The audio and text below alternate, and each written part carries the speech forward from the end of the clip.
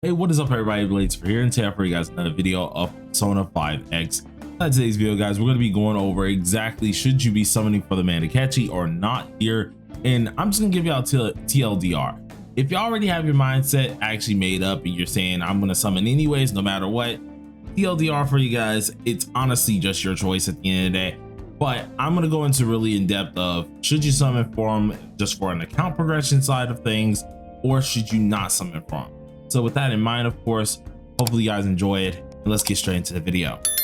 So as we all do know, the new update's going to be coming out fairly soon, and that's going to be in at least 2 whole days where we're going to have Akechi on TW and KR.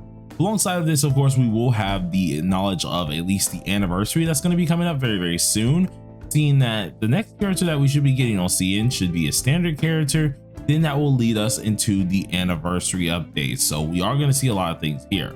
But for my TW and KR players, the main thing at hand, or at least the main topic, is should you guys be summoning on Akechi or not? What is his strengths? What's his weaknesses?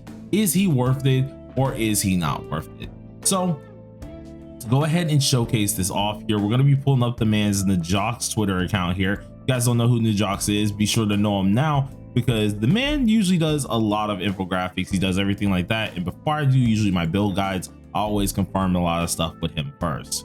So we're on his, of course, Twitter account here, checking out everything immediately, in which he did give his piece of at least how he feels about what's it called, Pro himself as well. And I'm not gonna lie, it's very informative. It's very nice here. He feels that Crow himself is actually kind of midway, and there's actually a ton of reasons for this. So after doing a lot of checking into at least Crow's whole build and everything like that, you guys should be able to see it on the screen here. And actually, let me make this just a wee bit bigger, because a little too small there. After doing a little bit of a look into Crow's kit here, you guys don't know exactly what this man does here. He actually can use not only bless, but he can also use curse and almighty skills here, in which each one of these things are going to depend on at least your teams at hand, unless you have A1. But depending on the team at hand, of course, you're going to end up using more bless moves here, or either using more of a curse move set with this character, which then will tie into the golden arrow rain, which is his almighty skill. Now, if you have A1, you can use a mixture of both on the teams. It's just going to come down to the skill rotation, and that's not going to be really anything too bad, but he does work as more of a sub DPS. He is an AoE character, but he is a sub DPS that is highly reliant on any other AoE DPS. Yes, he is kind of binded to somewhat blessed and cursed characters, but at this end of the day, you actually can use this man with other AoE DPSs. And if I'm right, I remember him saying that he also can be worked with at least one of the Rens. I don't know if it was the Curse Ren or if it's Chinese New Year Ren here, but the last to say the least, he is a sub DPS. So any of my people who out there who really wanted this character to be a DPS, unfortunately he's sub DPS and he doesn't really help too much, unless it either is just elevating the main DPS's damage overall here. So to go ahead and just give some more look at this here, let's go ahead and go to the next side of things, which is going to be his awareness here.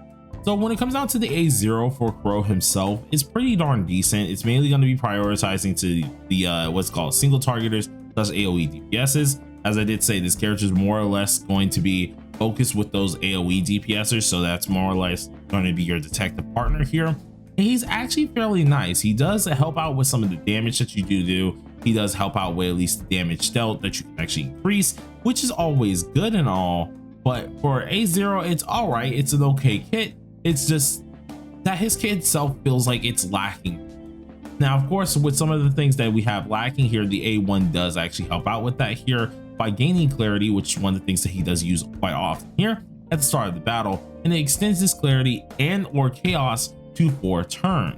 This allows you to also increase your crit rate by 16% when you have both clarity and chaos. Now, both of this is gained by using a curse move and of course a bless move.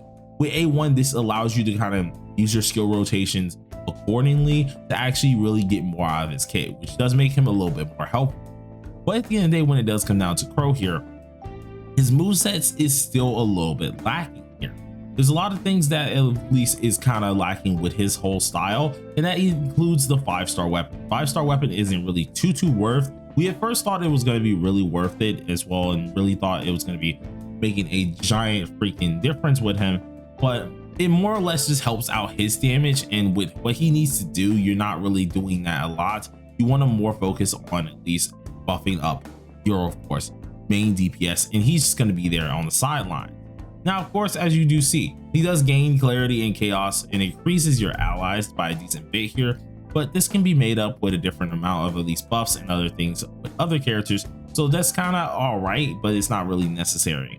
As for the 4-star, of course, we get what we really want, which is the almighty damage as well as the attack here, so there's no real need to go for the 5-star too much, but of course it's still nice to have. All in all, the character himself is lackluster, to say the least. I think that's the best way to put it. It's lackluster, to be honest. So with Akechi, what all can he really bring to the table?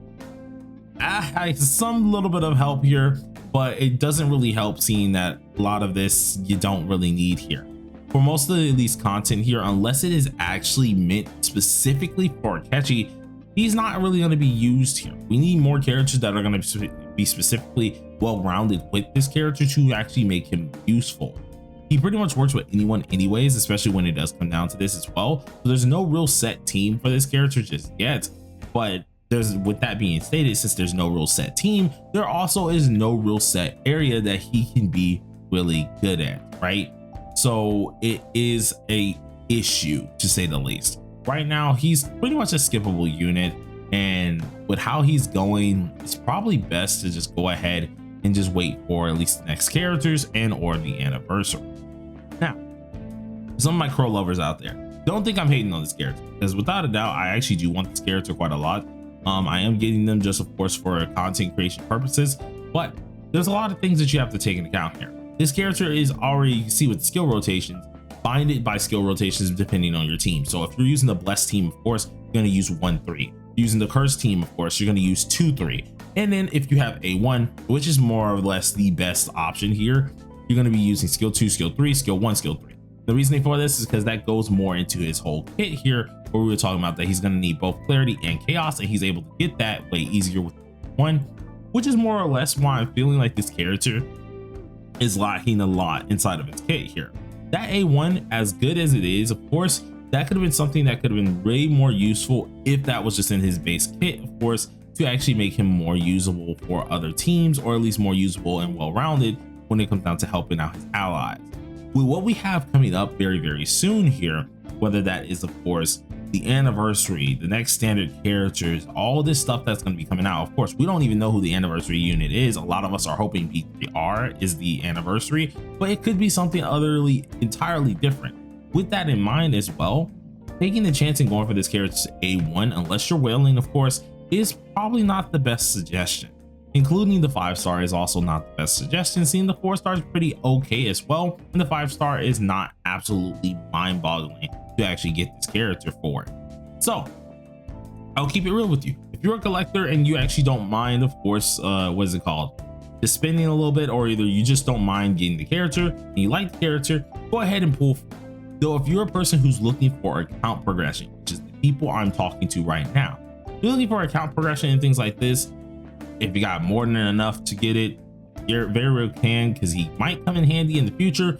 But unfortunately right now, I just can't see myself bringing anyone or telling anyone to summon for this character freely. This character has a lot of drop-offs in its kit, and unfortunately, until we get those drop-offs announced, until we get like more of a use for this character, he's still going to be very lackluster and still going to be lacking a lot in his kit that really should be there, unfortunately.